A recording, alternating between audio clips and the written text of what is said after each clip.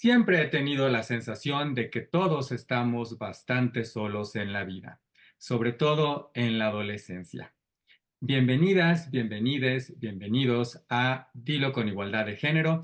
Esta cita que les acabo de compartir, esta frase es del periodista y escritor Robert Cormier y me parece que conecta bastante bien con lo que estaremos platicando hoy, que es adolescencia. La serie de este 2025 que yo creo que nos ha sorprendido a todos, que nos tiene a todos en conversación, que ya ha sido comparada o referida de alguna manera como la bebé reno de 2025. Y bueno, pues la verdad es que por favor ustedes compártanos si ya han visto esta serie, qué les ha hecho pensar, conversar. Los leeremos en los comentarios. Suscríbanse a este canal, por favor. Déjenos su like y compártanlo, por favor. Queremos que Dilo con Igualdad de Género llegue a muchas, muchas, muchas más personas. Y hoy estamos acompañados aquí de dos grandes expertos que siempre estoy muy, muy contento de que nos acompañen, que ahora les voy a presentar y ellos nos estarán compartiendo un poquito más de quiénes son y a qué se dedican. Claudia Wittig, qué gusto tenerte aquí este 2025 en Dilo con Ujú. Igualdad de Género. ¿Cómo estás? Bienvenida. Muchas gracias, Carlos, Nils, un gusto estar con ustedes y hablar de esta serie que cuando sientes que ya lograste descifrar todo, de repente sale una idea más y dices, ah, caray, y entonces nos muestra la complejidad justo del tema o los temas que vamos a platicar. Entonces, un gusto compartir este espacio con ustedes. Soy profesora de la Escuela de Humanidades y Educación del TEC de Monterrey en Campus Santa Fe. Soy maestra en innovación social, pero me apasionan tremendamente los temas de género y además mezclado con la innovación social. Y pues nada, me encanta compartir y hablar de lo complejo que son, como decía hace ratito, estos temas. em, y darnos cuenta de cómo todos estamos inmersos en estas espirales de violencia y a veces desde las cuestiones más pequeñas, las actitudes más pequeñas, pues constituyen la parte de algo importante de un todo. Entonces, siempre me gusta abordar estos temas desde la complejidad y los 20,000 factores que contribuyen a ellos. Gracias, Clau. Y nos acompaña también aquí Nips Trejo Olvera. Nips, bienvenida. Gracias por la invitación, Charlie. Hola, Clau. Qué gusto compartir el espacio con ustedes dos. Estoy contente de volver acá a esta pantalla.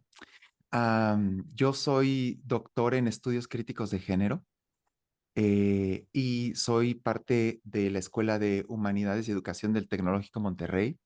Y también soy profesor de tiempo completo de la Universidad Autónoma de Querétaro en la Facultad de Lenguas y Letras. Y como saben, pues los estudios de género, los estudios críticos de género, específicamente en las vertientes de los estudios queer y cultura digital, pues son parte de lo a lo que me dedico a pensar, a investigar y pues yo creo que de eso también podemos encontrar en la serie que nos toca comentar acá hoy. Pues sí, creo que tenemos mucho, mucho que comentar. Creo que es parte del objetivo y qué bueno que lo está logrando Adolescencia. Como les mencionaba, propiamente es una miniserie, solamente tiene 4 episodios, cada uno de poquito más de una hora. De hecho, es ya una de las series más vistas en la historia de Netflix, ya está en su top 10, lo cual además es un mérito por el poco tiempo que tiene, digamos, siendo proyectada, pero además por número de horas, pues esta serie tiene 4 horas a comparación de otras series que tienen más episodios y tiene un número de vistas, pues también muy, muy alto.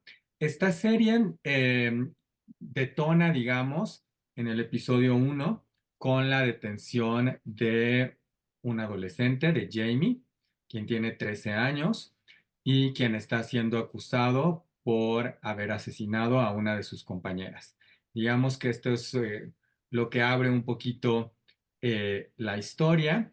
Una de las innovaciones que también mencionaremos un poco porque vale la pena y tiene que ver también con el impacto que está teniendo, es cómo está contada. Cada episodio es una toma continua. ¿Qué quiere decir esto? Que la cámara no se detiene. La cámara está acompañando a los personajes, se mueve alrededor de ellos, pero como vemos tradicionalmente en la gran mayoría de películas y series, no hay cortes. Es decir, no tienes a un personaje en una cámara y luego a otro, y todo esto está arreglado, digamos, en postproducción, la hilación de imágenes. Aquí no. Durante una hora, poco más, es la cámara que en algunos momentos incluso sale por ventanas, vuela, acompaña en autos, y bueno, esto nos da una experiencia también muy, muy importante y muy interesante en la serie. Eso solamente para darles un poquito de planteamiento, si ustedes no la han visto, si ya la vieron, para refrescarles un poquito la memoria. Les avisamos que habrá spoilers, es por nuestro bien, porque nos va a permitir hablar mejor de la serie. Y bueno, si ustedes no la han visto, no se preocupen, los spoilers van a hacer que la puedan disfrutar mucho mejor. Y bueno, yo lo primero que quiero platicar con ustedes es sus primeras impresiones. Antes de que ya nos metamos al detalle, ¿cuáles fueron sus primeras impresiones? ¿Cómo llegaron incluso también a esta serie? Lo que ustedes nos quieran compartir. Y Yo llego a la serie por recomendación de Netflix, ¿no? Porque aparece ahí entre los más vistos. em, y en realidad, como seguramente a ustedes también les pasó, no pude parar, o sea, que me quedé dormida y luego al día siguiente tuve que terminar. Em, y primeras impresiones es justamente es una serie que tiene un abordaje distinto al que creo que normalmente vemos de Hollywood alrededor de estos temas, ¿no? Y las mismas personas creadoras de esta serie explican que no querían que se tratara del morbo, de tratar de descubrir la verdad alrededor de si fue o no fue, cómo fue, este, sino más bien todo el contexto familiar, escolar, de redes sociales, de amistades, de profesores y profesoras, social, em, que hay alrededor de lo que sí no se llama en la serie un feminicidio, ¿no? Que luego, si quieren, podemos abordar también un poquito por qué en otros contextos no vemos tanto el uso de la palabra feminicidio, ¿no?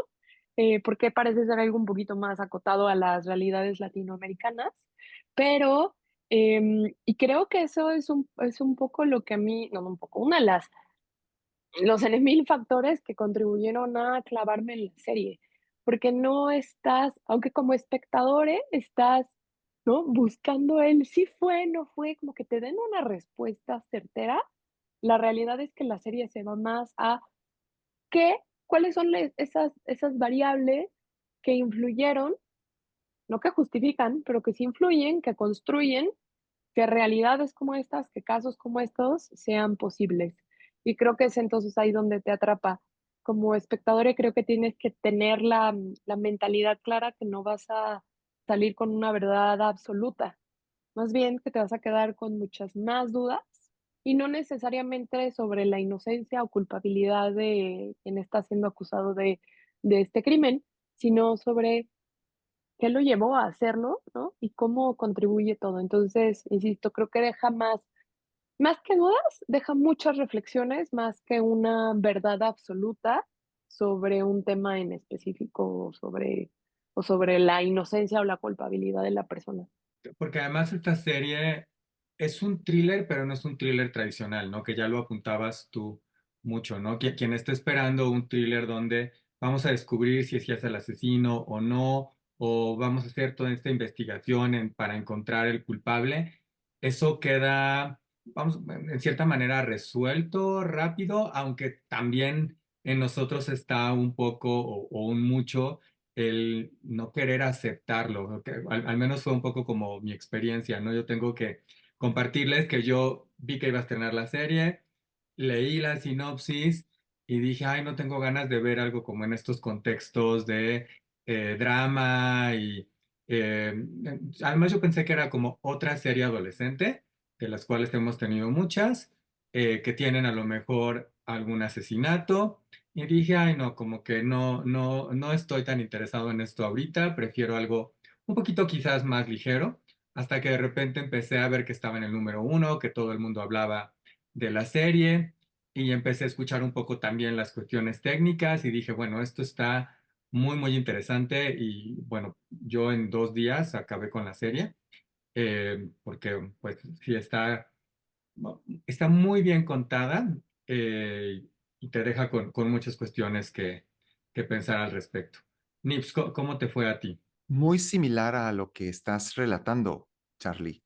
En realidad, yo leí la sinopsis, no me cautivó, no, las películas y series sobre adolescencia no son lo mío, ¿no?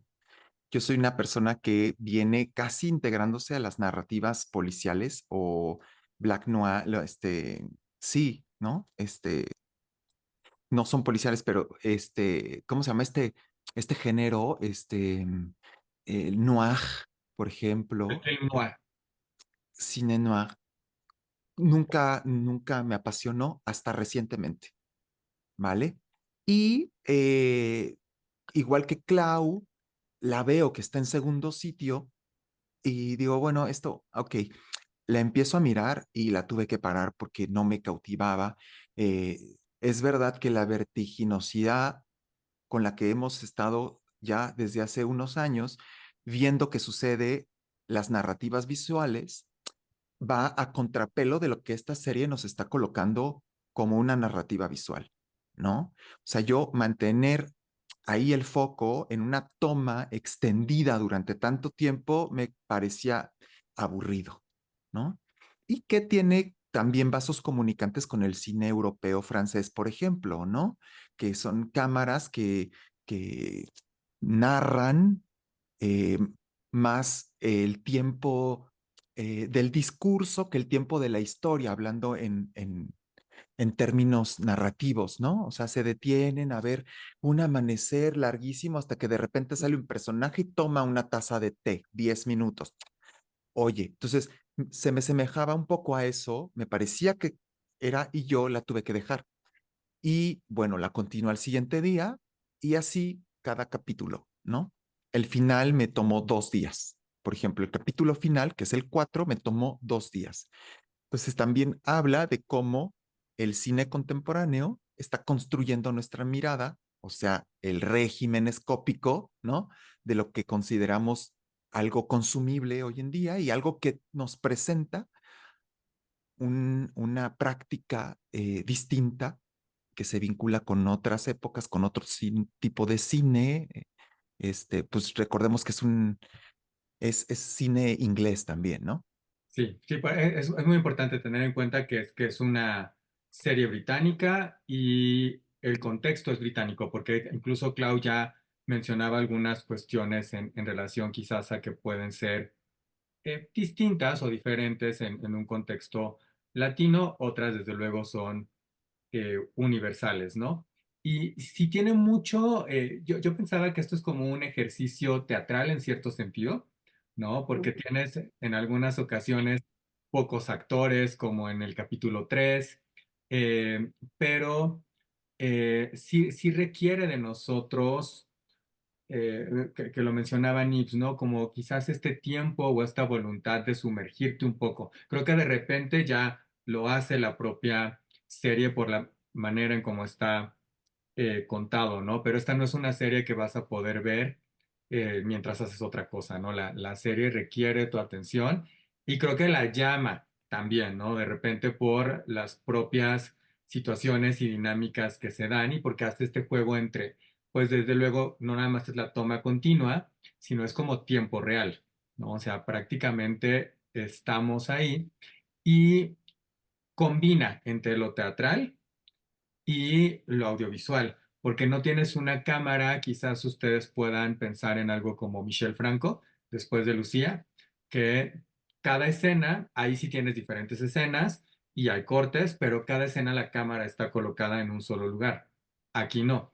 Aquí la cámara se va moviendo, o sea, tenemos, por poner creo que un ejemplo muy fácil de identificar, en este capítulo 3 donde tienes prácticamente dos personajes, la cámara de repente lo muestra a él, pero de repente pues, exacto, gira, se mueve, se acerca, se aleja, y entonces esto nos permite casi que ser un testigo más de lo que está pasando ahí, ¿no? Y eso lo hace pues también mucho más contundente, fuerte, revelador en torno a estas dinámicas. Y bueno, pues empecemos platicando ahora sí que del inicio, este primer capítulo que es muy importante el planteamiento que nos hace. De hecho, la serie empieza con un par de policías en un auto, están platicando y están, es un policía hombre, una policía mujer. Él está contando su dinámica con su hijo adolescente, al que no entiende de todo.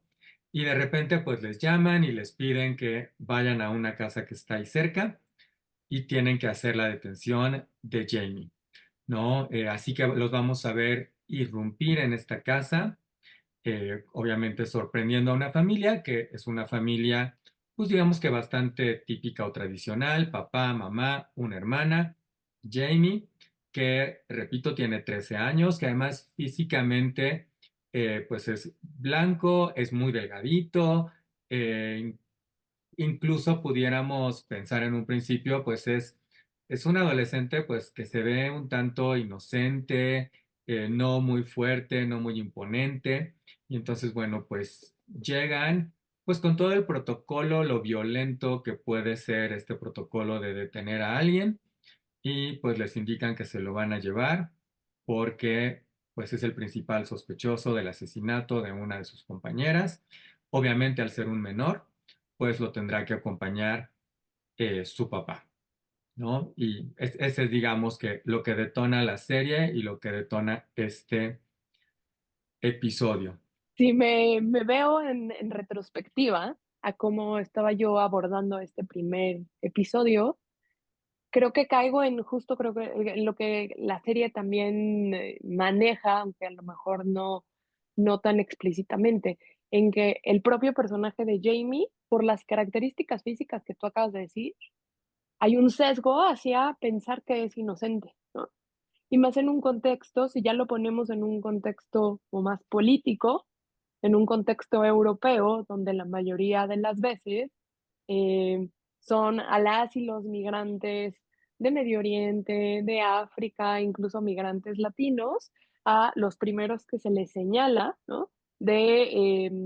O sea, lo que le conocemos el racial profiling, ¿no? El perfilamiento racial o étnico, más bien, me gustaría más hablar desde lo étnico, que cuando te presentan a una persona que cumple con ciertas características que los medios tradicionales, los políticos, las autoridades nos han hecho creer que ese es el perfil de una persona que sí es culpable de algo, entonces luego se lo creemos. Pero cuando te presentan a una persona caucásica, un niño, adolescente en realidad, porque ya niño no, pero con unas características bastante infantiles, incluso hasta como una manera de moverse, de expresarse, el primer sesgo en el que puedes caer es, aquí hay gato escondido, ¿no? Aquí hay algo que se tiene que resolver, porque no parece tener lógica lo que me están presentando, ¿no? Lo que están diciendo que hizo con lo que yo veo del personaje.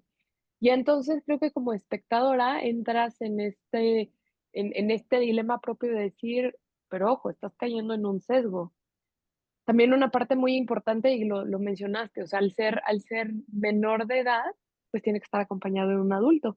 Y entonces es aquí cuando el papá se vuelve también un personaje principal en toda la serie, ¿no? O sea, no es un no es un personaje más, o no es un factor más que influye en Jamie. También vamos nosotros descubriendo a Jamie a través de su papá.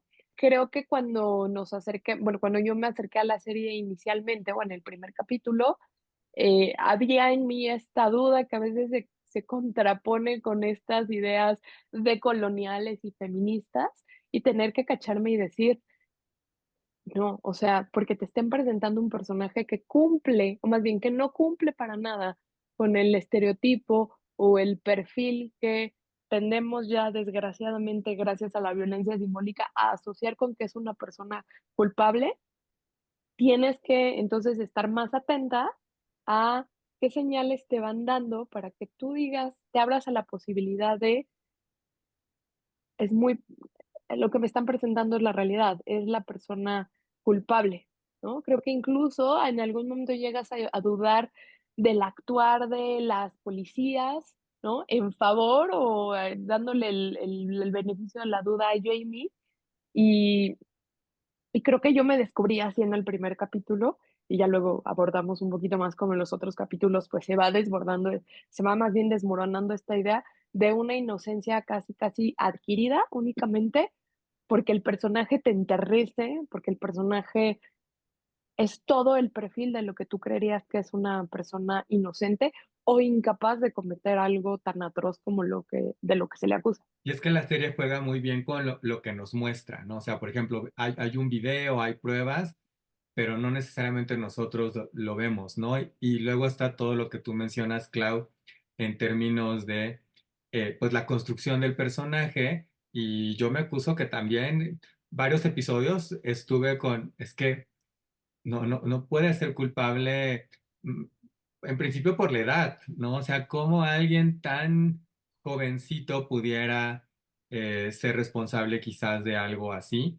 Que claro, pues esto cobra mucho más sentido una vez que entendemos no nada más el contexto de esta historia, sino nuestra propia naturaleza cuando somos adolescentes, ¿no? Donde todo está maximizado. Acuérdense cuando todos estuvimos en esa etapa, eh, que es como muy natural que o amas o odias, casi nunca hay puntos, intermedios, ¿no? Y además pasas de una emoción a otra en nada, ¿no? A mí me gusta mucho cómo lo ilustra Turning Red, por ejemplo, ¿no? Que es una animación, desde luego, pero la metáfora del panda creo que viene muy bien para explicar y visualizar más fácilmente cómo de la nada, pues estas emociones nos transforman, en ese caso, afortunadamente en un panda rojo y sin consecuencias como aquí. Nips, ¿cómo te fue con este inicio, con este capítulo? A mí me parece que la serie inicia con el clímax, ¿no? Y después va todos los siguientes capítulos en descenso. Ujú. Entonces empieza álgida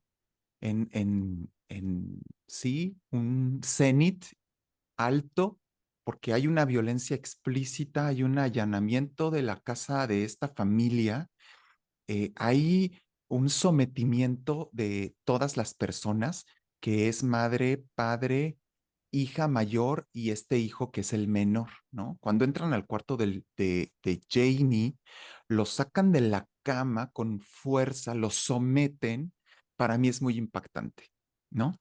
Y, y me doy cuenta pronto que hay una eh, presencia importante de protagonistas masculinos, ¿no? A mí me resuena eso porque yo con las masculinidades no tengo un vínculo ni me apetece estar en círculos de masculinidades.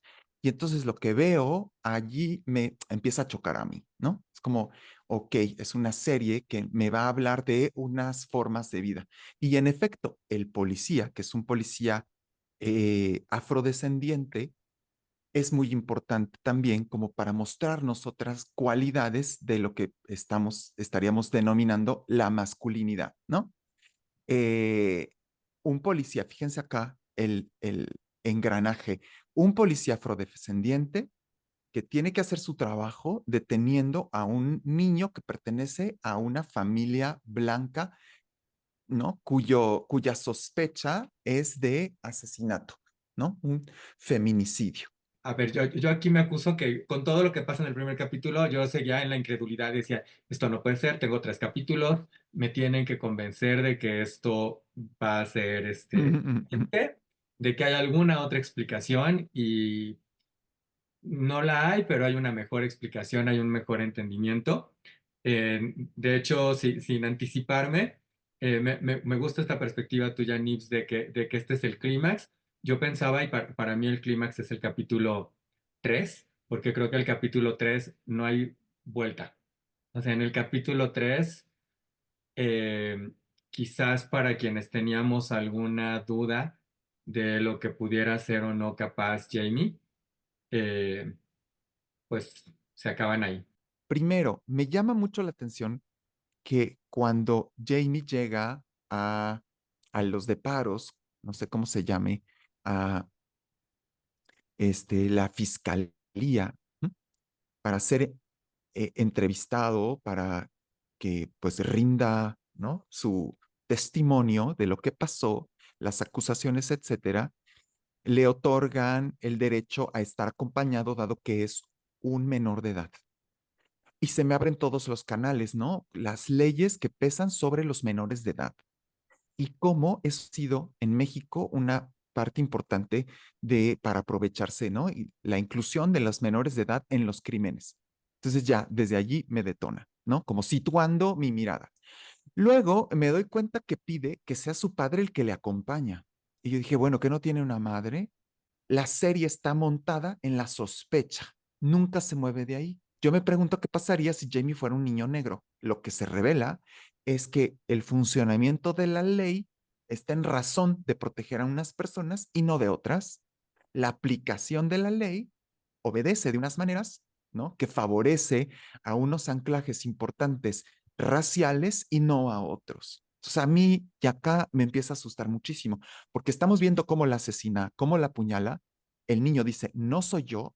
El papá se debate entre creer y no creer. Los policías saben que es él, pero todos los siguientes capítulos sigue en términos de sospecha. Justamente es importante que las narrativas, las series, las películas busquen romper estos paradigmas, romper estos estereotipos, estos prejuicios que podemos tener en primera instancia, ¿no? Yo sé que quizás para contextos latinoamericanos o distintos al norteamericano, a veces no entendamos la relevancia de una película como en su momento la tuvo Black Panther, pero para mí era muy importante entender y conectar que muchos hombres y mujeres negros dijeran, esta es la primera vez que tengo la oportunidad de ver una película o una serie en la que puedo aspirar a ser un superhéroe, puedo aspirar a ser un rey, puedo aspirar a ser una líder, y no me están diciendo que estoy condenado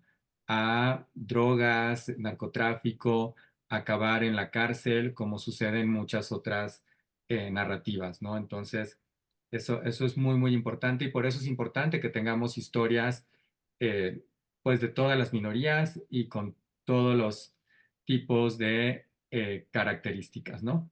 Que justamente mencionas, Nibs, que entonces nos damos cuenta que la justicia aplica diferente, ¿no? Para cada grupo étnico, dependiendo del contexto.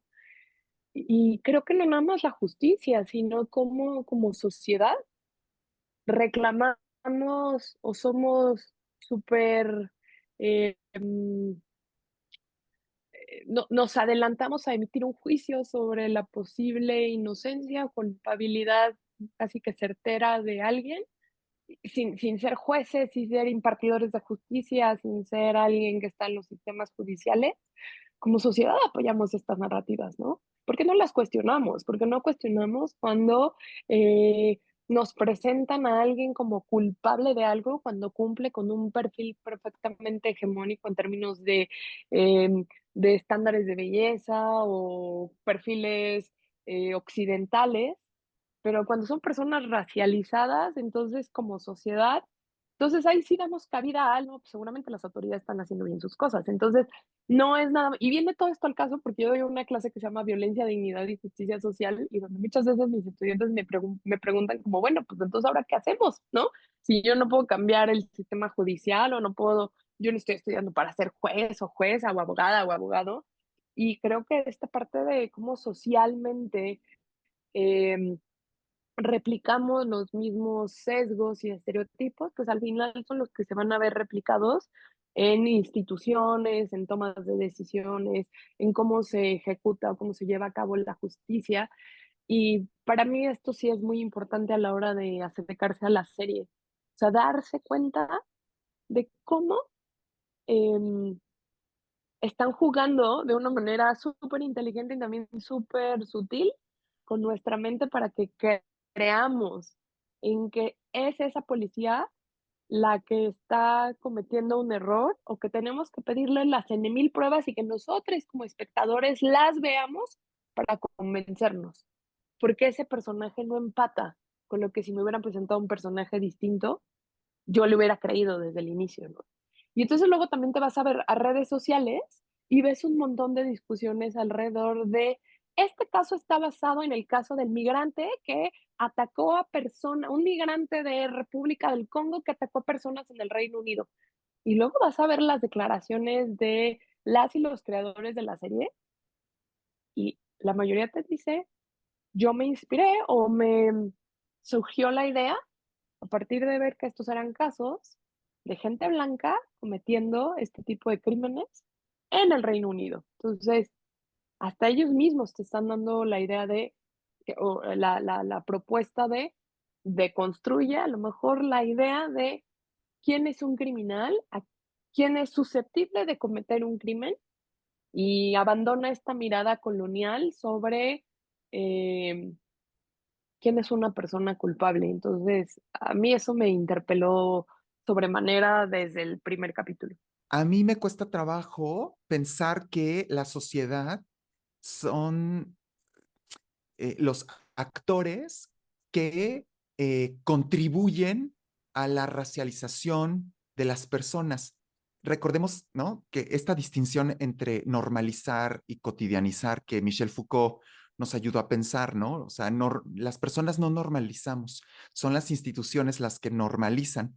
Y es importante reconocer cómo las que tienen esa capacidad de realizar biopolíticas, las personas no tenemos la capacidad de, ¿no?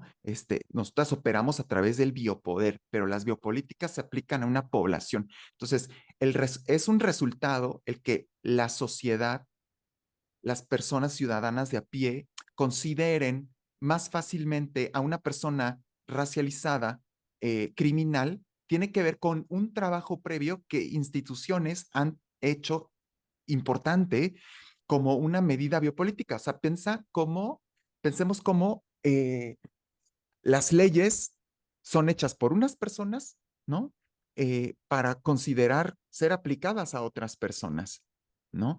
Entonces, acá se normalizan unas cosas y lo que vemos en la sociedad es el resultado de esa normalización. Entonces, también responsabilizar a la sociedad, pero exculpar a las instituciones, a mí me cuesta mucho trabajo como seguir esa lógica. Eh, Pienso en el texto, por ejemplo, de Angela Davis, ¿no? Sobre el punitivismo y las cárceles. Ella, negra, mujer en los Estados Unidos, pensando en el punitivismo y cómo opera. Entonces es muy importante también pensar que la policía, en qué ocasiones la policía ha contribuido a desmontar estos maniqueísmos y las formas racializadas de la aplicación de la justicia. ¿No? Está cañón. Entonces, no sé, como que la familia, por ejemplo, y nosotros como espectadores, nuestra mirada está determinada también por todas las narrativas cinematográficas, como dice Charlie, que han colocado una cantidad tremenda de personajes dentro de celdas y cárceles racializadas y las personas blancas, pues no. Y aquí vemos lo contrario. Entonces también aquí hay en cortocircuito, ¿no? No sé, por eso me costaba trabajo pensar que la sociedad eh, tiene un trabajo para pensar de otro modo, sí, sí lo tiene, pero no es la sociedad la que causa que todo esto o que contribuye a que todo esto se alimente, ¿no? O sea, son actores, somos actores en tanto que sociedad, me parece, pero operamos y obedecemos a unas biopolíticas específicas. No sé qué piensan, igual y me equivoco, ¿no? Ok. No, yo coincido contigo y además me haces pensar en varias cuestiones, ¿no? Por un lado está el que nos olvidamos que estas instituciones son creadas por nosotros, ¿no? Y al final eh, están reflejando nuestras propias eh, pues carencias, errores, áreas de oportunidad, como querramos verlas. O sea, yo estaba haciendo una conexión con una película que en principio a lo mejor les va a sonar un poco raro, pero pensaba en Cónclave y cómo Cónclave genera toda esta discusión. No, no está alrededor de la iglesia, de la religión como tal, sino de la iglesia como organización que gestiona la iglesia, que es una cuestión distinta, ¿no? Tú podrás ser católico, cristiano o no, tener esa ideología, pero quienes ejercen el control o quienes llevan los hilos conductores de la iglesia son quienes al final inclinan la balanza por un lado o por el otro, ¿no? Que vaya, creo que eso conecta mucho con lo que estamos comentando y conecta mucho con lo mismo que propone la película, ¿no? Pero vaya, creo que va un poco en ese sentido la manera en cómo conecté con esto que mencionabas, Nips. Y además conectaba yo y quería hacer un par de acotaciones más a relación a otras cosas que mencionó también Clau, ¿no? Y que mencionaba Nips, en el sentido de, tenemos estas ideas de quiénes son criminales o pudieran serlos o no. Y es parte de la propuesta de la serie, porque la serie quiere romper paradigmas en el sentido de cualquiera, cualquiera puede ser, o sea, no está en cómo te ves, ¿no? Simplemente pensaba yo en Ted Bundy, ¿no? Que pues era un tipo físicamente muy agraciado y que nadie pensaba, ¿no? Y que también cambia para los criminólogos y para la justicia toda la idea de... Hace poco tuvimos la serie de los hermanos Menéndez, que de alguna manera también juega con ello. Y Jeffrey Dahmer. Jeffrey Dahmer también, desde luego.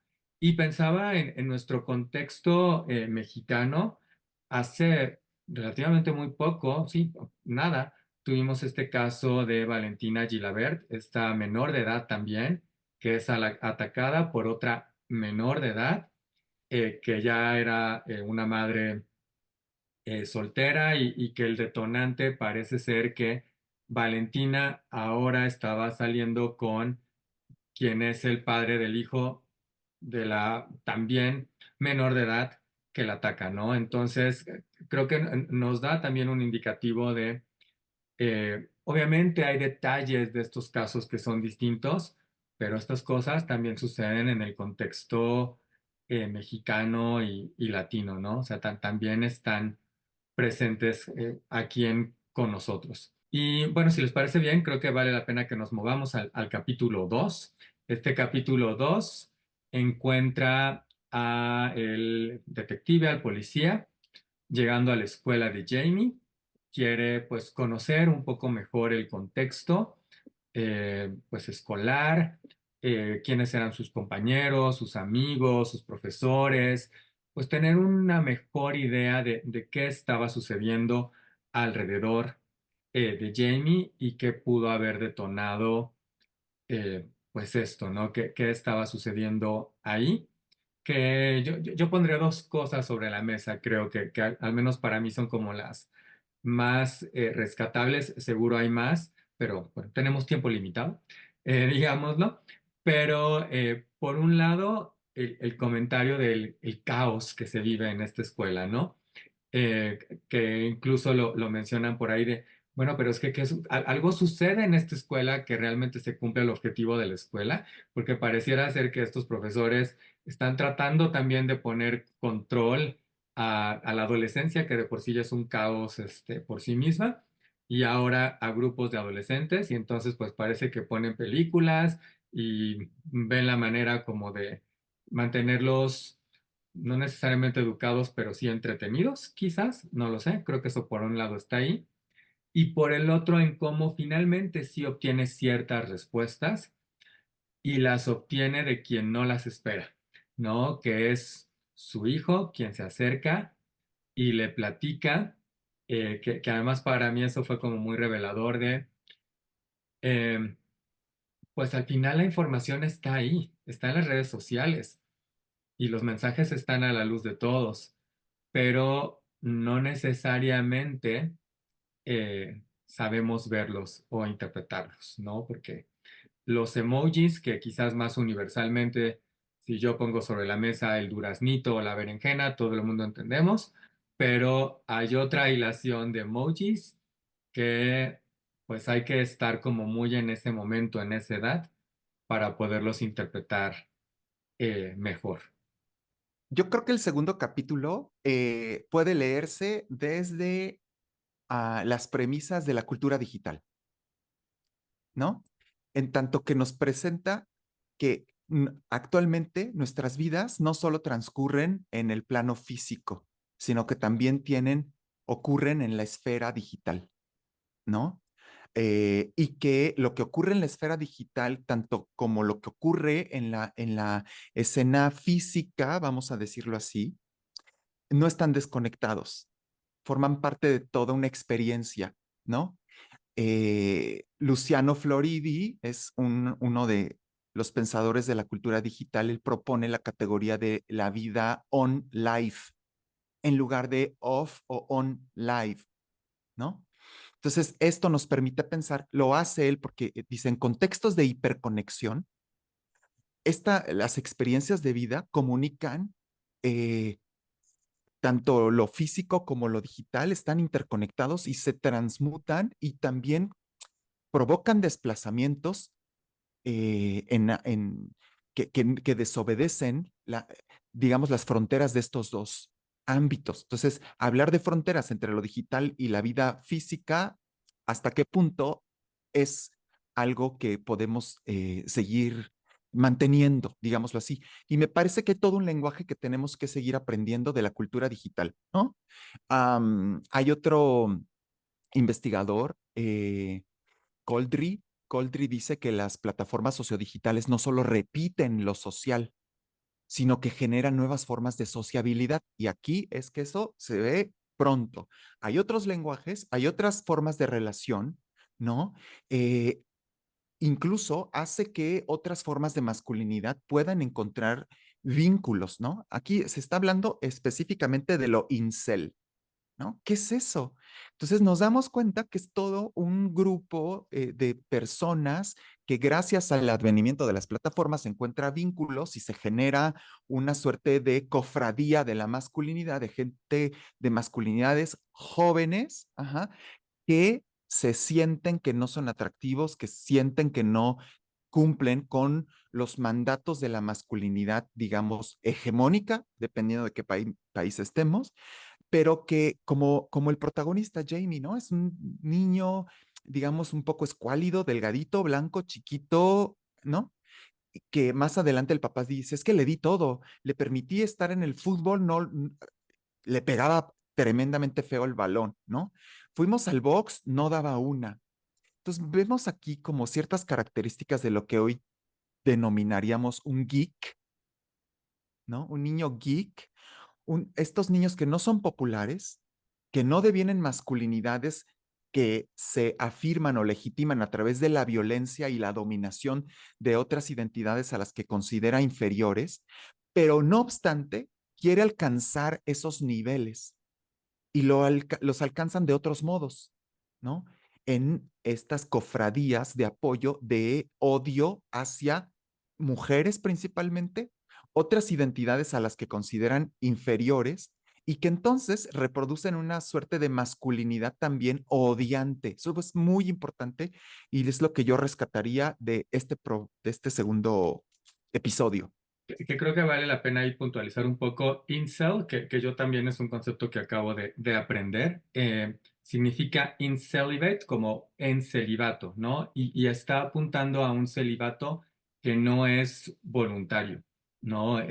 Y que creo que conecta mucho con, estamos acostumbrados a muchas narrativas que nos hablan de la pérdida de la virginidad, ¿no? Y siempre como alrededor de la virginidad esta cuestión de ay, como el momento en el que va a suceder y todo el mundo tiene prisa porque eso pase y tenemos muchas películas como American Pie que giran en torno a ello, ¿no?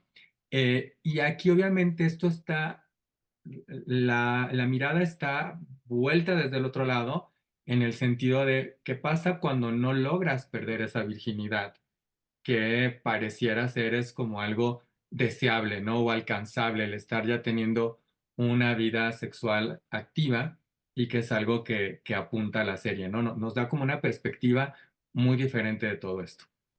Poniéndome a investigar un poquito justo de dónde viene todo el tema de incel, ¿no? Que es involuntary celibate. Al parecer empieza con un blog en una chica en Canadá, donde ella quiere expresar como esta, pues, la mejor palabra que escucho, que se me viene a la mente es como frustración al no poder entablar algo que además por lo general tiene una connotación positiva, ¿no? Que es la heterosexualidad y, por supuesto, una vida sexual activa, que bueno, para hombres y mujeres atravesados por cuestiones de género, para algunos es un mandato, ¿no? De la masculinidad, de probarnos que en realidad son hombres y comenzar una vida sexual desde temprana edad, y para otras, pues, puede ser una razón para castigar cuando tienes una vida sexual activa, específicamente hablando de las mujeres. Y luego el término incel evoluciona y lo coopta lo que algunos han llamado la machosfera, ¿no? Estos espacios tremendamente misóginos, machistas, digitales, donde los hombres, no solamente hombres incel, sino hombres con una misoginia. El otro día escuché el término misoginia reactiva, ¿no? Eh, Se encuentran donde hayan a personas que piensan como ellos y entonces se vuelven estos foros sin ningún tipo de control, de filtro, sin ninguna, eh, no sé, alguna reflexión que lleve a una convivencia sana entre las personas, ¿no? Al contrario, se vuelven estos círculos donde se propicia y se dinamiza el discurso de odio, que en algunos casos, como el que se ilustra en la serie, pues no queda nada más en un discurso de odio, ya se concreta en un acto de violencia y violencia física en contra de una persona. Entonces, em, el otro día también estaba viendo una entrevista que le hacen, ahorita les digo el nombre porque siempre se me va, Stephen Graham, que es el papá, el actor que interpreta al papá, porque además es uno de los creadores de la serie. Y dice que él lo que quería, una de las cuestiones que quería hacernos reflexionar es sobre una frase en inglés que dice, It takes a village to raise a child, ¿no? Entonces se necesita toda una comunidad para educar o para criar a un niño o una niña.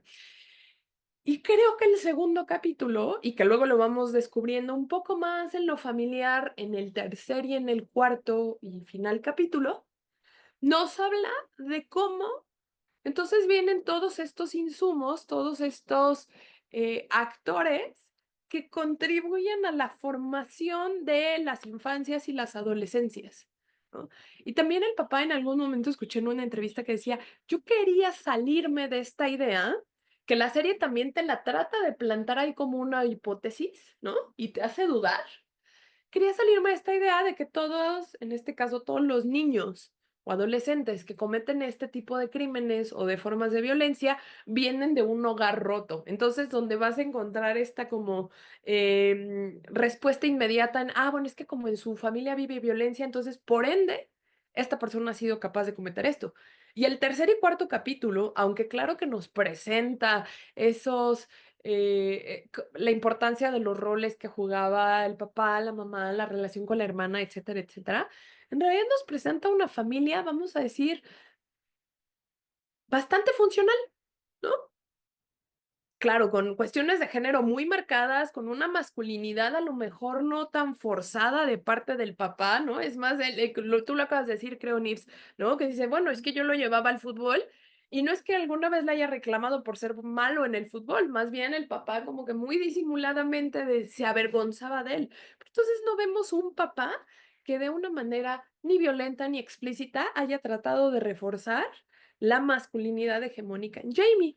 Y entonces te preguntas de dónde viene y te das cuenta que entonces todo este contexto y que la escuela nos lo pone muy bien, porque la escuela me parece que al igual que esta machoesfera o estas esferas digitales, es un lugar sin límites, es un lugar sin reglas, no hay consecuencias de nada, no hay una verdadera reflexión. El rol de las y los profesores que nos muestran en la serie parece ser, lo decías tú hace ratito, Charlie, meramente de entretener, o sea, entretienen, pero no hay consecuencias de nada. Hay una permisividad excesiva en la escuela y entonces donde los discursos que las y los adolescentes van jalando de redes sociales, de los propios círculos, seguramente algunos círculos familiares donde se replican, donde están presentes, se traen a esa escuela, se socializan, pero no hay quien les ponga un alto, no hay quien les haga reflexionar y les forme más que castigar o más que simplemente ser súper punitivistas alrededor de, y no en todos los casos, ¿no? La serie nos lo muestra. Hay personajes que se mencionan ahí brevemente que tenían permiso de hacer todo sin ningún tipo de consecuencia. Entonces, para mí este segundo capítulo se vuelve mucho más revelador en cuanto a qué, más que qué motiva a Jamie, qué elementos de su contexto fue incorporando en este discurso que lo llevan después a cometer este acto. El tema de los incel, hay una serie, ojo, la recomiendo medianamente, seguramente no sé si ya la han visto, que se llama Machos Alfa. La última temporada es una serie española. ¿Por qué digo que medianamente? Porque creo que si como espectadores la vemos desde la comedia y no en realidad el mensaje que nos trata de mandar, puede que quede en eso, en jijiji, jajaja, y no en realidad una reflexión. Creo que la serie la reflexión la logra menos que medianamente, pero bueno. También se trata de esto, ¿no? O sea, de este discurso de los hombres, de la mujer me debe algo, ¿no? Sobre todo desde la heterosexualidad. Dice Rita Segato, esta antropóloga y activista feminista, dice Rita Segato, que las violaciones no son producto de personas con enfermedades mentales, no son productos de anómalas o de psicópatas sociales, son producto de una cultura en la que la violencia juega un papel muy importante. Y entonces aquí te das cuenta que Jamie entra en esta categoría de una persona que no tiene, que en su contexto tiene todo para ser una persona educada, formada, con valores, que respeta la vida de otras personas. Y entonces ni siquiera es una persona enferma, no viene de un contexto familiar disfuncional o roto, y aún así logra esto. Entonces, em, por eso creo que este segundo capítulo es tremendamente revelador de cuáles son las otras escuelas que acaban formando para mal estas ideas de la masculinidad, las relaciones entre hombres y mujeres, y más a una edad donde hay una presión tremenda desde la masculinidad hegemónica que luego se vuelve tóxica, tienes que demostrar, también dice Rita Segato, que la masculinidad es algo que está constantemente a prueba y que como sociedad estamos pidiéndole a los hombres que nos demuestren, ¿no? Los ponemos a prueba para que nos demuestren, entonces si pasan la prueba le dices, muy bien, eres un hombre de verdad, ¿no? Entonces ya no vas a ser sujeto a formas de violencia o de discriminación. Y entonces las relaciones sexoafectivas se vuelven una prueba más, ¿no? Para no ser catalogado como alguien débil o incluso utilizar la orientación sexual como una ofensa que nunca lo debe de ser, entonces tienes que probarlo. Y entonces ahí la violencia se vuelve algo instrumental. Yo necesito acceder a eso que tú tienes, mujer, para probarle al resto de las personas que no soy de menos valor y que cumplo con los estándares de la masculinidad y el respeto y los privilegios que el patriarcado me va a dar cuando yo te demuestre que tengo este certificado de que soy un hombre de verdad. Entonces la violencia se vuelve instrumental para llegar a eso que me va a dar ese certificado, esa estrellita en la frente. Vean The Mask You Live In o La Máscara en la que vivimos, que justo habla de esto que mencionaba Clau y de cómo, pues, lo dijiste muy bien, ¿no? De alguna manera existe este mandato para los hombres en principio de tienes que hacer muestra de esta violencia y estarlo validando constantemente con ciertos deportes, el fútbol, siendo líder, nada que sea sensible, todas las artes obviamente no están ahí, este trato, esta relación con las mujeres y demás, y cómo romper esa máscara justamente y mostrar que podemos ser seres sensibles y que eso no hace que seamos más o menos masculinos, pues es muy, muy importante, ¿no? Así que creo que es importante echarle un ojo y reflexionar sobre ello, ¿no? Porque creo que es muy complicado y el título es muy metafórico en ese sentido, ¿no? Porque de alguna manera a los hombres nos educan en un principio a estar en esta máscara, ponernos esta máscara que oculta quiénes somos en realidad y que pudiéramos y debiéramos ser seres más sensibles. Y también me parece muy importante, Clau, y mencionaste, esta también es otra recomendación ahí, échenle un ojito a una película que se llama El Estrangulador de Boston, que pueden encontrar en Disney Plus, que está basada en una historia real y que justo muestra cómo hay, o espero que sea una mejor manera de decirlo, ha habido, espero que ya no sea hay, pero sistemas que han permitido los feminicidios en ciertos contextos a lo largo de los años, ¿no? Y cómo están validados, ocultos, a través de los propios sistemas sociales y policíacos, ¿no? Entonces, creo que esa puede ser una recomendación también importante. Y Clau, mencionabas mucho que, bueno, todas estas estos elementos que forman y educan socialmente, ¿no? Y uno de los que apunta justamente la serie son las redes sociales. Eh, los creadores aquí también hicieron esta referencia a Andrew Tate, que es un influencer que yo, la verdad, pues bueno, no conocemos aquí, no estamos en ese contexto, pero es un influencer que a mí me hizo pensar aquí en México en el Temach o en Adrián Marcelo. Andrew Tate se denomina como un misógino, no tiene millones de seguidores, es uno de los influencers más importantes, ¿no? Y la serie apunta nuestras miradas a que tengamos presente que están ahí estas figuras, ¿no? Y a que también tengamos en cuenta un par de aspectos que me parecen muy relevantes, ¿no? Uno, eh, con quién están teniendo contacto, cuándo y cómo están teniendo contacto los jóvenes con ello, ¿no? Porque algo de lo que se habla mucho en la serie es que los papás buscaban respetar estos espacios y estos momentos de Jamie, que Jamie pasaba mucho tiempo solo en su habitación, ¿no? Y solo es entre comillas, porque si antes ya existían maneras de comunicarnos, ahora en las redes sociales, pues él pudiera estar solo físicamente, pero conectado con otras personas, con otros contenidos vía redes sociales, ¿no? Y entonces esto explica también este otro factor que está contribuyendo a la educación, a la sociabilización de Jamie y de los adolescentes, ¿no? Que está ahí y que el punto, digo, no estamos llegando ahorita a conclusiones todavía, nos falta hablar de un par de capítulos y de algunas cuestiones más, pero que nos habla de cómo necesitamos, pues, mejorar nuestros canales de comunicación con las adolescentes. Y ya con eso yo voy a dar pie al capítulo 3, que yo les decía que es mi capítulo favorito, me parece verdaderamente desgarrador, no es un acto masoquista, me parece favorito por las revelaciones que nos hace.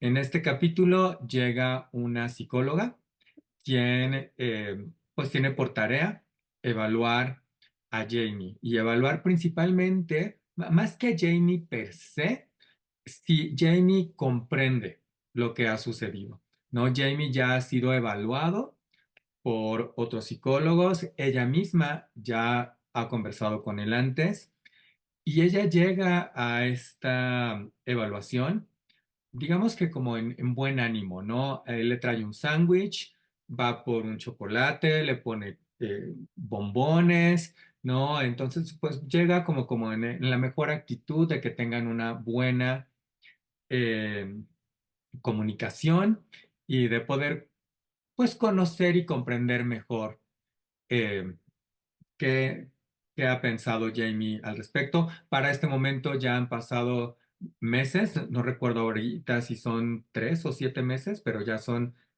varios meses los que han, 7 meses, son 7 meses después del crimen.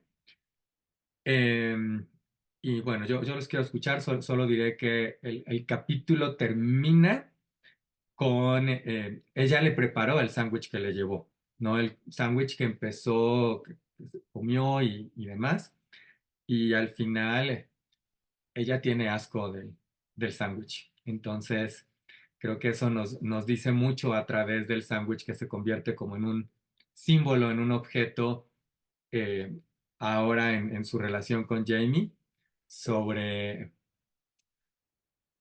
lo que ha descubierto, digamos, ¿no? O verdades con las que se ha quedado. Para mí este capítulo es también, no sé si el favorito, pero para mí es el más inmersivo, porque sientes que estás al lado de la psicóloga, ¿no? Hasta tienes este miedo que ella percibe. Está esta desesperación, a veces el querer enternecerte y de repente cambias. Entonces, sí es un capítulo que te lleva a los extremos o a los polos de las emociones. Em, para mí este capítulo es muy revelador de cómo en un sistema patriarcal la masculinidad significa poder. Y lo difícil que es para, no solo para los hombres, para todas las personas, em, darnos cuenta que estas prácticas que hace ratito decías, Nips, no recuerdo si utilizaste la palabra normalizarlas, o sea, están tan normalizadas que es difícil ver la relación entre ellas. ¿Por qué digo que es poder? Porque hasta el propio lenguaje corporal de Jamie, en contra de la psicóloga, muchas veces es la demostración de poder, ¿no? Y cualquiera de nosotros que hemos estado en una situación a lo mejor donde por ser quien eres, te has sentido en desventaja física, emocional, psicológica, como sea, logras percibirla, ¿no? También te puede llevar a momentos muy, muy personales. Em, y entonces para mí es donde es este capítulo donde también le cuesta mucho trabajo y tú ves que el propio Jamie batalla para entender desde dónde viene la construcción de su masculinidad y cómo la utilizó o utilizó el poder que el patriarcado le da para obtener algo. Y obtener algo, por eso es el círculo vicioso, ¿no? Obtener algo para tener acceso al poder, pero entonces usó este poder y así se vuelve todo un loop, en un loop infinito. Em, y para concluir, creo que también nos habla, o a mí me remitió mucho a la idea de esta, quiero llamarle responsabilidad afectiva, aunque Jamie no tenía una relación ni siquiera afectiva con su víctima, Em, o más bien no necesitas estar en una relación cercana o íntima con una persona para tener responsabilidad afectiva.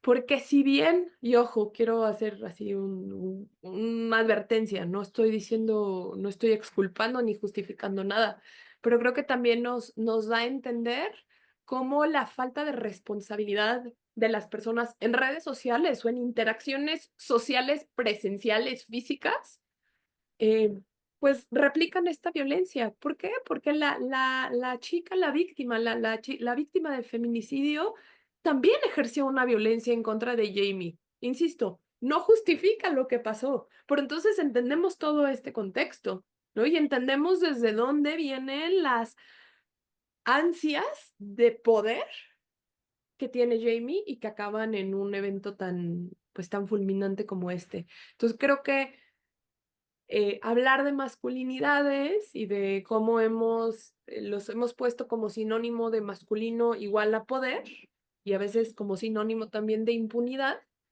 em, nos tiene que llevar a como todes, hemos sido partícipes en la construcción de estas masculinidades y a veces las usamos muy, o sea, incluso a veces las mujeres las hemos usado pues y al final nos acaban afectando, ¿no? Las acabamos reforzando. Entonces, me quedo ahí para que nos dé tiempo de lo demás, escuchar a Nif también. La psicóloga me gustó mucho, es un papel interesante, ¿no? Es alguien que te escucha y alguien que te presta atención. Y eso está, a la baja hoy en día. Me parecía también que este capítulo a mí me dio mucho miedo, eh, mm, me incomodó mucho la imposibilidad que tiene la celda de la masculinidad de comunicarse, de expresarse lo que tiene. O sea, me parece que la masculinidad es un lugar el- en el que, en el que se lo pasa muy mal. Eh, Vimos a este adolescente adolecer, ¿no? aunque tenía a una persona que le tiende la mano, hay un conocimiento de la impunidad. O sea, siento que muchas masculinidades desde muy temprano aprenden su impunidad en el mundo. Entonces, no importa dónde estén, qué hagan, incluso en un contexto donde las condiciones sean desfavorables, como en un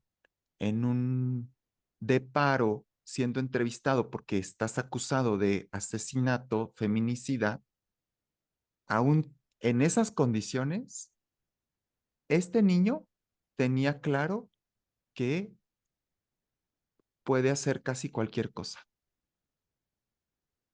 porque su barrio le respalda. Esta frase que parece muy coloquial, su barrio me respalda, tiene mucha lógica, ¿no? Es la cofradía de la masculinidad. Esta forma de operar de las masculinidades como si fuera un club en el que todos se conocen pero no se conocen.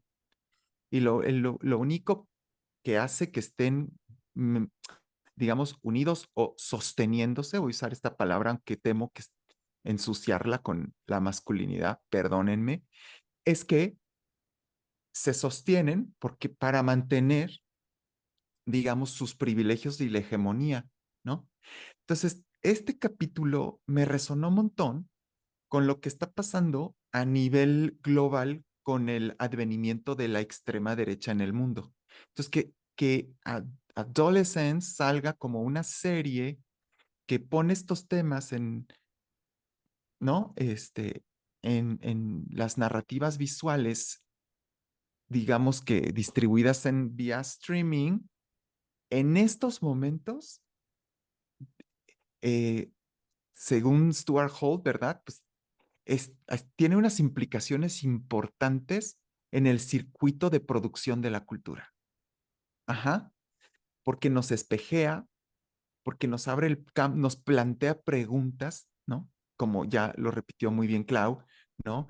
¿Cuáles son los insumos de los cuales los hombres aprenden su masculinidad? Ajá. ¿Es solamente la familia quienes crecen, crían a sus vástagos? Las respuestas pues se abren, ¿no? O sea, no es la familia. Eh, eh, Hoy más que nunca me parece que el conocimiento fuera de las instituciones es más potente, más importante, ¿no? No es lo que aprendemos en la casa, con la familia, no es lo que aprendemos en la escuela. Y esto es lo que se asoma en este capítulo porque es una contienda. Aquí tenemos a una mujer en una situación, digamos, de poder, porque ella al menos está en libertad, está ejerciendo su labor, su trabajo, su profesión, y el niño está acusado. Y entonces se revierten los canales de poder.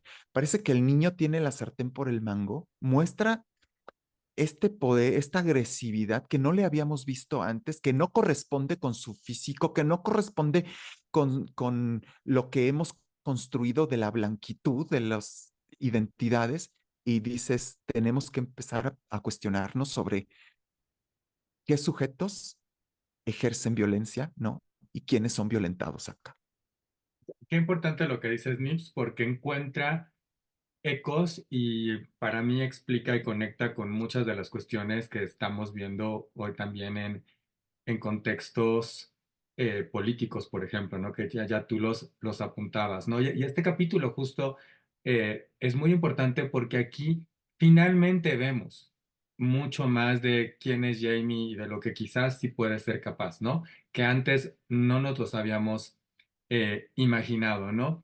Y yo, por cierto, estoy pensando, dejen muchos likes, porque yo estoy aquí ya haciendo mi labor. Creo que necesitamos un capítulo, estoy aquí que acompañe este capítulo y que nos ayude también desde lo psicológico, ¿no? Porque creo que es muy importante aquí apuntar, eh, yo no soy psicólogo, tengo pocos conocimientos al respecto, pero es importante, hemos hablado y esta serie se llama Adolescencia. Y muchas cosas pasan en la adolescencia, todos estamos encontrando quiénes somos, tanto físicamente como psicológicamente, estamos conformando nuestras personalidades, estamos estableciendo límites, estamos aprendiendo a controlar nuestro carácter, ¿no? Que venimos de la infancia, donde tenemos quizás estos límites establecidos por nuestros papás, pero luego en la adolescencia estamos en esta negociación porque pues los papás ya no van a estar con nosotros o no debieran de estar con nosotros todo el tiempo, ¿no? Y nosotros debiéramos de ser capaces de auto regularnos, ¿no? Entonces, creo que también eso es importante tenerlo aquí y que apunta mucho a lo que la propia serie está buscando, ¿no? Y ya para ir a nuestro último capítulo y conectando con esto que se llama adolescencia, algo que buscamos en la adolescencia es ser aceptados y caerle bien a la gente. Y Jamie le pregunta a la psicóloga en algún momento, entonces, ¿cómo te caigo? ¿Do you like me? Y no les voy a decir qué contesta o no contesta la psicóloga, pero creo que es muy revelador, ¿no? Está la necesidad de Jamie, que explica mucho de lo que sucede en la serie, y está nuestra propia respuesta de si nosotros nos sigue cayendo bien o nos sigue gustando o pareciendo lindo Jamie, o a lo mejor ya no, y no nada más Jamie quizás, sino nosotros mismos como sociedad. Y bueno, vamos con eso a el episodio 4. Hemos ya mencionado algunas cositas al respecto. El episodio 4 sucede 13 meses después del asesinato, de la detención, en la víspera del juicio. Es el cumpleaños del papá, justamente. Este capítulo prácticamente no tiene presencia de Jamie. Jamie simplemente habla por teléfono para felicitar a su padre. Y lo que vemos en este capítulo es los efectos de todo este evento alrededor de la familia, pero también conocemos finalmente a la familia, que creo que Clau lo mencionaba hace un ratito, porque también existen mucho estas cuestiones de, claro, pero ¿quiénes educaron a Jamie? ¿De dónde viene Jamie? Seguro viene de un matrimonio, de una familia rota, de padres divorciados, de violencia doméstica, y caemos o buscamos encontrar todas estas explicaciones mucho más fáciles, quizás. Creo que esa es la mejor palabra que puedo encontrar. Más que convencionales, fáciles. Las preguntas que nos hace esta serie son uno de los aportes importantes cuando logramos politizar la narrativa visual, ¿no? Más allá de nos entretuvo o no nos entretuvo. Ciertamente, am, el capítulo final me costó trabajo a mí. Lo partí en dos, lo vi en un día y en otra noche, ¿no? Eh, para resumirlo, me parece que son los estragos que, que ocurren a causa de un delito, de un feminicidio. Una colega me dijo, acertadamente me parece, son hijos sanos del patriarcado. O sea, son hijos sanos de un sistema que se rehúsa a modificar sus prácticas vetustas, vamos a decirlo así. Son hijos sanos, sanísimos, es que no está enfermo, no lo patologicemos, ¿no? Patologizamos a Jeffrey Dahmer, oh, está súper loco, no, mira lo que hace. Si patologizamos, entonces desculpabilizamos a la sociedad que produce esos sujetos, ¿no? Entonces yo creo que acá necesitamos ir más allá de lo que podríamos pensar que patologiza a estos sujetos y pensar qué sociedades están produciendo este tipo de subjetividades que se permiten hacer estas cosas. Entonces, el último capítulo es muy triste, es muy triste. O sea, es la tristeza encarnada. Yo al final, o sea, yo decía, no, no, no, no, qué suerte tengo de no ser padre, madre, sadre, como dicen las bogueras, ¿no? No, porque es una responsabilidad tremenda. Creo que también necesitamos pensar los alcances de la crianza. ¿Cómo podemos politizar la crianza? La familia patriarcal nuclear queda corta dada la composición contemporánea de las sociedades. No podemos seguir pensando que el padre y la madre y el hijo son un núcleo eh, y que se hacen cargo de la crianza y que este núcleo consanguíneo, además, una máxima colonial patriarcal, ¿no? La consanguineidad, eh, es la responsable y no, no, no, no, no, no. O sea, las familias viven en células más amplias, interconectadas con muchas cosas, pero los impactos también lo tiene la sociedad misma, lo vemos, ha matado a la niña de otra familia, ¿sí? Y acá esta serie nos queda de ver eso.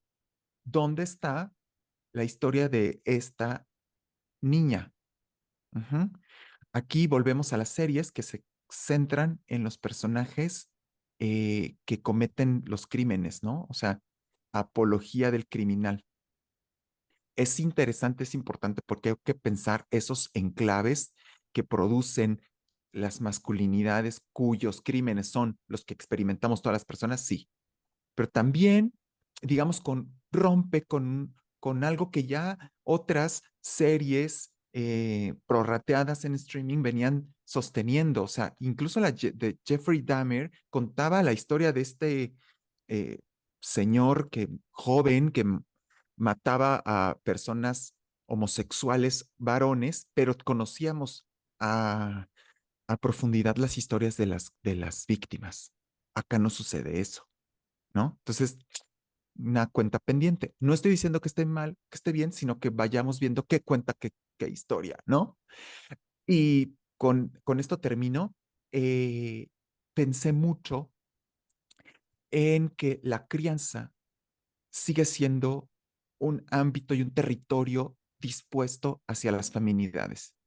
Y no terminamos de ver a los hombres incursionar en la crianza, en el cuidado de sus hijos.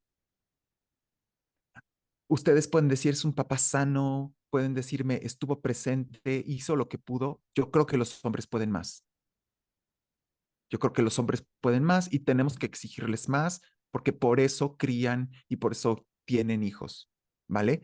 Y la mamá, la tristeza de la mamá, la imposibilidad de la mamá de expresarse, de la hija y siempre estar supeditadas al papá, que además es el día del cumpleaños, el, el, el último capítulo del cumpleaños del padre, o sea, estar supeditadas a la hegemonía de este señor, ¿no? Y su dolor, verlo como el dolor más grande, a mí me causaba náusea.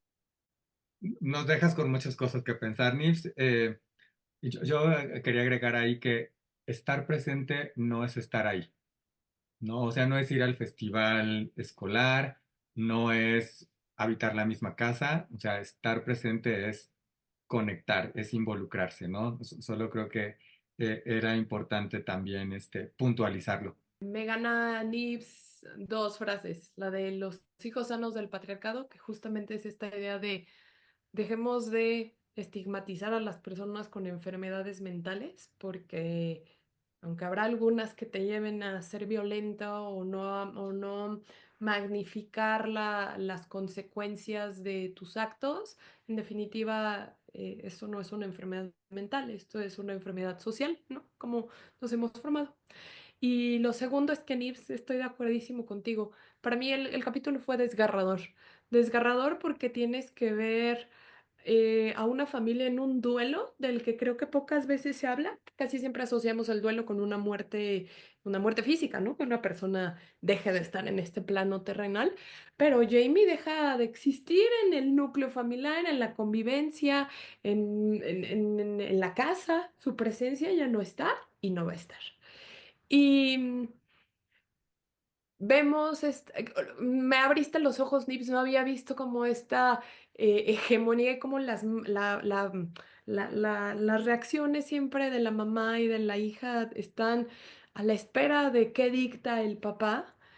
Pero me parece terrible y me parece, ahora sí, trayéndolo a un contexto más, ni siquiera latinoamericano, mexicano, me quedo pensando cómo, pues también las familias que culpa o no, aportaron o no, que pierden a una persona por haber cometido un crimen, también son familias que viven otras formas de violencia, ¿no? Y la viven a través de los propios adolescentes. Entonces te das cuenta que nadie aprendió nada, ¿no? Porque la masculinidad te impide reflexionar, ser sensible, abrirte, ves esto y culpas o dices los incels y entonces ahora se estigmatiza a los incels y entonces ya también ser incel o no tener relaciones te lleva a la locura y cometes esto, ¿no? Entonces siento que nadie aprendió nada, por eso los adolescentes cuando van a la tienda de, pues, donde venden artículos para el hogar, se atreven a también a violentar a esta familia. Y entonces te das cuenta cómo cuando seguimos viendo a los crímenes como únicamente, me remito a Rita Segato, como el acto de personas enfermas, anómalos sociales, psicopatías, no hay una reflexión profunda en qué hacen las instituciones, como decía Nibs hace rato, o nosotras y nosotros como sociedad también, que siguen teniendo, seguimos eh, arando la tierra y una tierra fértil para que este tipo de expresiones violentas surjan.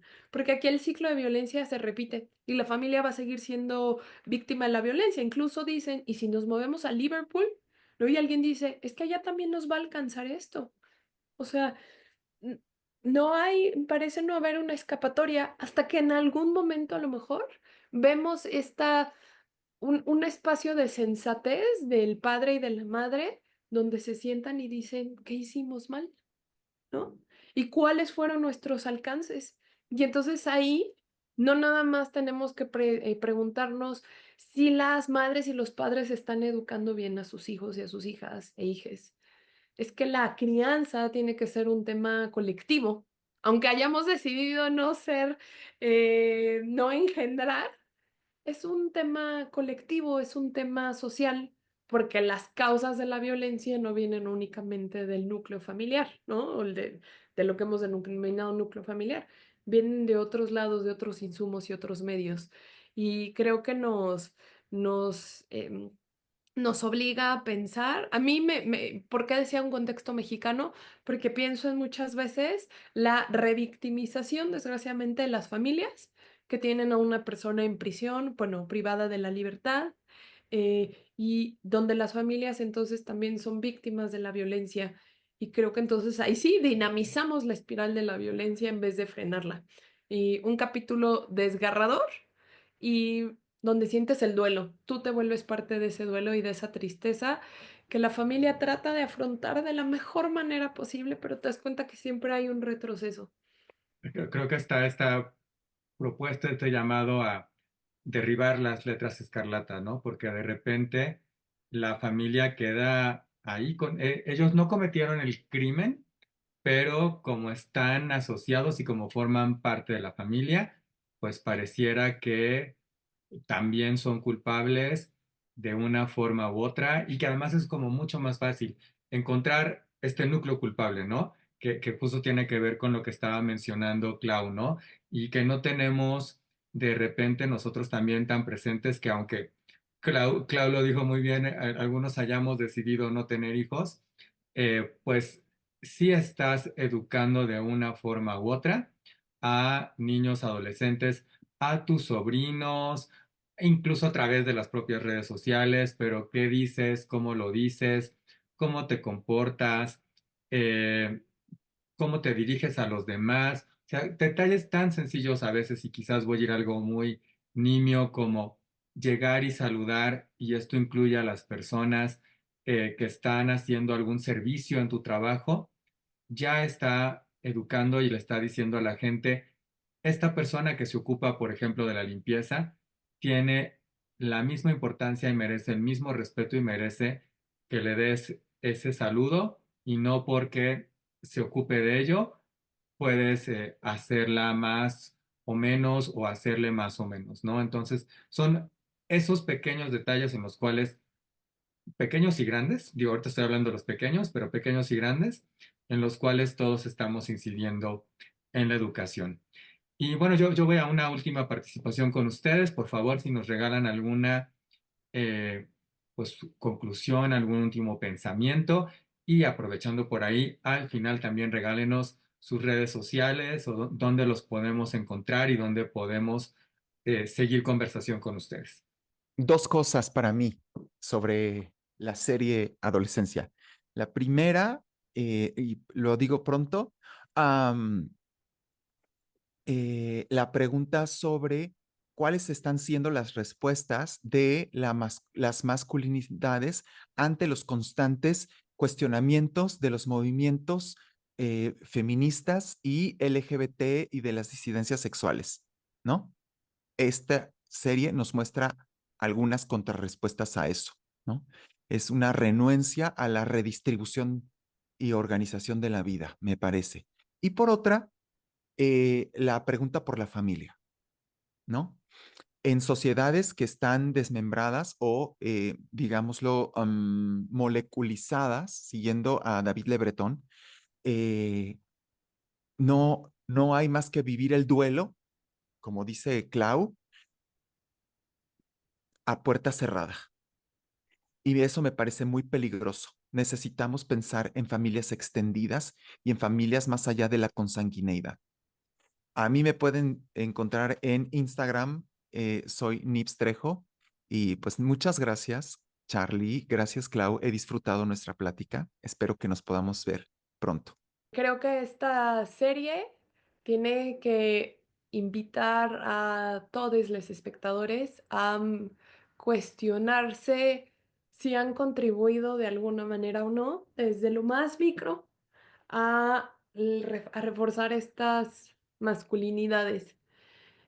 Y que la plática de las masculinidades no creo que deba de ir en el sentido de construir nuevas masculinidades. Para mí es derrocar todos estos estereotipos, expectativas, roles que nos impone el género únicamente por el sexo asignado al nacer, que tendríamos que pensar más en dignificar a la persona, en la libertad, en el libre desarrollo de la personalidad, de los gustos, de del ser. Y creo que tenemos que replantearnos el cómo queremos estar en este mundo, donde todas las personas podamos ser libres y donde no haya expectativas sociales que cumplir únicamente porque somos hombres o porque somos mujeres, y cuestionarnos si alguna vez hemos tenido alguna actitud, un comentario, una acción que, siendo parte de un iceberg, haya sido a lo mejor la parte más chiquita y la más profunda del iceberg, pero que haya contribuido a estos discursos de qué es lo que tiene que ser cada quien y qué se espera, al grado que orillamos, desgraciadamente, a algunas personas a conseguirlo a costa de lo que sea. Yo en X estoy como @clau_twittig, o sea, como mi apellido, pero con una T de el extinto Twitter antes. Y también un gustazo estar con ustedes y muchas gracias por organizar e invitarnos, Charlie. Muchas gracias a ustedes, gracias Clau. Yo les invito por favor a que nos sigan, a que conversen con nosotros. Les comparto que parece que sí se va a hacer, así que por favor déjenme su like aquí, suscríbanse, coméntenos.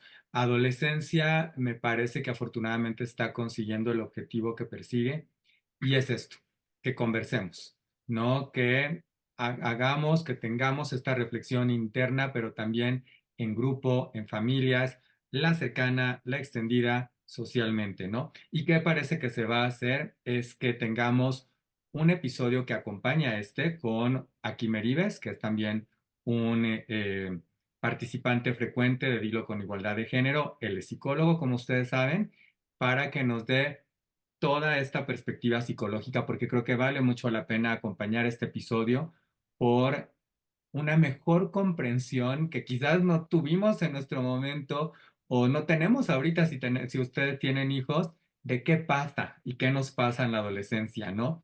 Y por qué suceden todas estas cuestiones, que es parte de lo que está planteando también la serie. Entonces, pues, gracias por acompañarnos. Creo que nunca viene mejor el título de nuestro programa. Así que está la invitación. Dilo con igualdad de género. Déjenos su like, comenten, compartan, suscríbanse al canal y nos vemos muy, muy pronto para que la adolescencia y todo se diga con igualdad de género, se diga con dignidad y lo repito, dilo con igualdad de género.